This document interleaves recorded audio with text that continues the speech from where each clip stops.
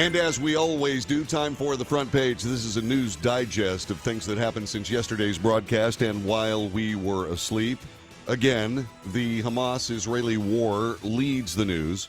There was an Israeli video yesterday that purports to show a Hamas covert use of a hospital. This being reported by USA Today. The Israeli military is trying to prove its long-held contention that Hamas uses hospitals as command centers and to hide its fighters and hostages. Yesterday, the Israeli Defense Forces posted a video from what it called a children's hospital it took over the weekend, showing weapons supposedly found inside. Rear Admiral Daniel Hagari, the Army's chief spokesman, the Israeli Army's chief spokesman, showed viewers what he described as a Hamas tunnel at least 60 feet deep, connected to the nearby Rentizi Children's Hospital. Hamas uses hospitals as an instrument of war, Hagari said, while he was standing in a room of the hospital decorated with a colorful children's drawing of a tree, explosive vests, and grenades in an area in a basement. But an area in the basement, but closed from the rest of the hospital, includes a makeshift bathroom and a small kitchen that he said provides the terrorists their needs. The images later capture a baby bottle and diapers. For its part, the Israeli Defense Forces have encircled the Al-Quds Hospital in Gaza. This from USA Today. Gaza and United Nations public health officials say hospitals in Gaza City are in peril. This amid a fuel shortage that's rendered them inoperable as escalating combat between Israeli ground forces and militants approaches the facilities.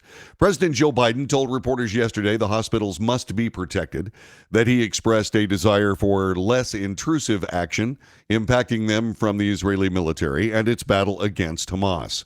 At Al-Shifa Hospital, the largest medical facility in Gaza, Israeli ground forces closed in as more than 3,500 staffers, patients, and sheltering civilians remain inside. Quote, "The tanks are in front of the hospital. We are under a full blockade," said Dr. Ahmed Al-Mokhalati, a surgeon at the hospital, telling Reuters that by telephone. Al-Quds Hospital, the second largest hospital in Gaza City, lost power over the weekend, has been encircled by Israeli tanks and ground forces. This according to the Palestine Red Crescent Society, an independent aid group. Israeli military officials say both hospitals and others are housing Hamas operations posts and militants either inside the facilities or in tunnels beneath them. Hamas officials denied the claims and said the Israeli military is using them to justify airstrikes and advancing ground forces. The United Nations says humanitarian work will stall within 48 hours without more fuel. Thomas White, the director of the UN Agency for Palestinian Refugees, said yesterday the humanitarian operation in Gaza will grind to a halt in the next 48 hours as no fuel is allowed to enter Gaza. Earlier in the day, two of the agency's water distribution contractors stopped working because they ran out of fuel, effectively denying potable water to 200,000 people, according to Mr. White. A bulk reservoir of fuel the UN had access through coordination with the Israeli government is now empty.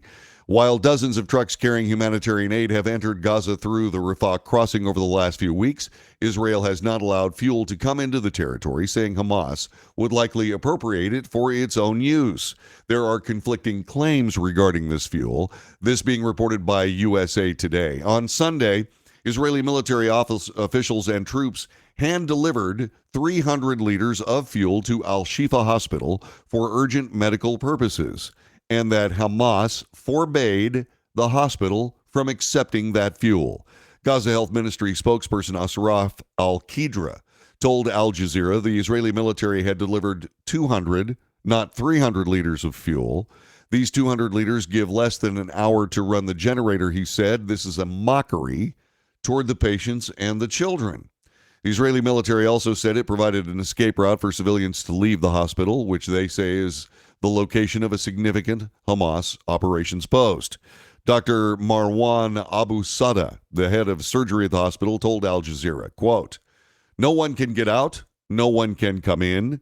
People who tried to evacuate the hospital were shot in the streets," unquote. No further information on that as yet. We are looking for more information, and we'll report it to you as soon as we have it.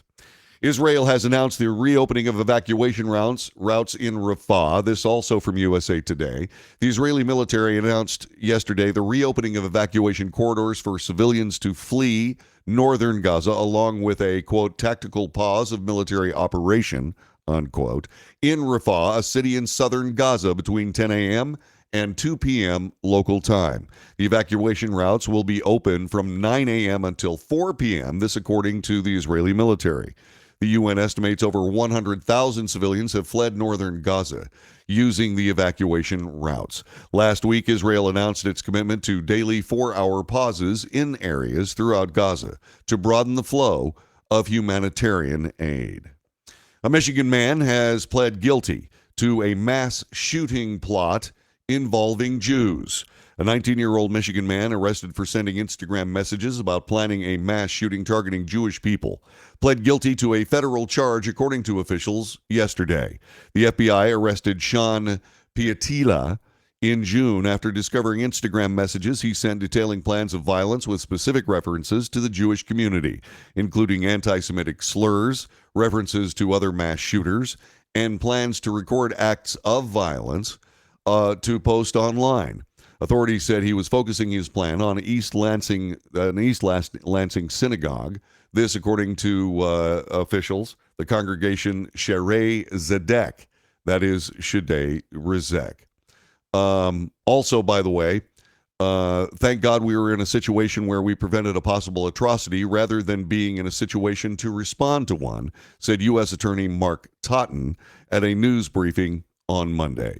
Politics. There was an explosive column in Politico involving President Biden. The headline, here's how Biden can turn it around. An excerpt says this: just under 1 year before the presidential election, Democrats should be concerned, but not panicked, about President Biden's standing. As last week's results demonstrated, polling results, abortion remains the most potent issue with which to deal with Republicans to try and defeat them.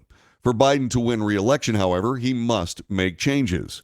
President Biden is indeed in peril. The New York Times Battleground Survey was no outlier, as made clear by a new poll from Bloomberg Morning Consult that reflected the same cold fact. The president begins his re-election campaign as the underdog. That's in part for reasons Biden refused to accept: his capacity to do the job. The oldest president in history, when he first took the oath, Biden will not be able to govern and campaign in the manner of previous incumbents. He simply does not have the capacity to do it, says Politico. Politico continues by saying this: his staff doesn't trust him to even try, as they make clear by blocking him from the press. Newsweek reports that David Axelrod, a former advisor to President Barack Obama, was interviewed by CNN about this Politico report, alleging Biden called Axelrod a brick with a different beginning consonant for making negative comments about his re-election strategy. Axelrod said that polling is sparking legitimate concern among Democrats, that there is little time left for a primary campaign for another candidate to replace the president, and that there is a lot of leadership talent in the Democrat Party poised to emerge. Axelrod wrote on X, formerly Twitter, said, "It's very late to change horses. A lot will happen in the next year no one can predict, and Biden's team says his resolve to run is firm." Axelrod continued, "Only President Biden can make this decision.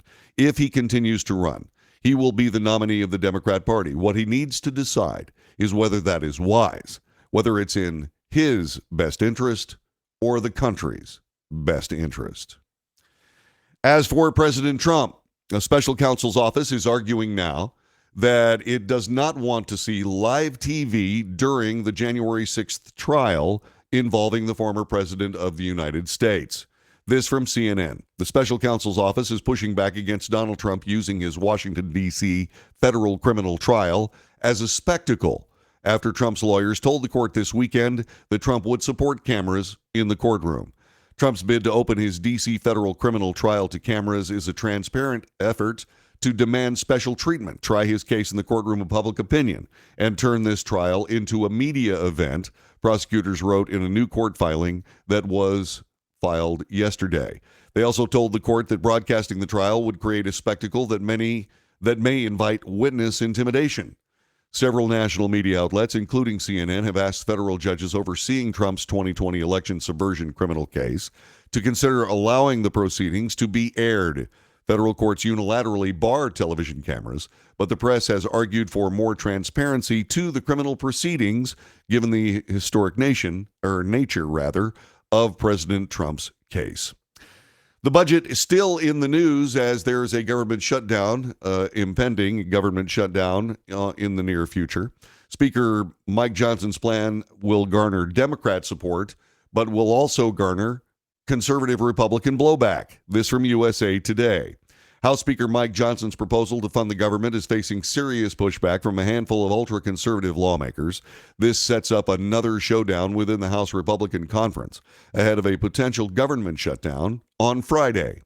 The newly installed Speaker has proposed a two-step extension of the current funding levels to appease members who oppose a massive spending package passed just before Christmas, as in previous years when Democrats controlled the House of Representatives. These huge omnibus bills is what Speaker Johnson is trying to avoid. Parts of the government, including public health, military construction, housing, transportation, agriculture, and energy programs, would be funded through January 19th, with the rest funded through February 2nd. The House plans to vote on the proposal as early as Tuesday of next week. And finally, on today's front page, this from New York City being reported by the New York Post.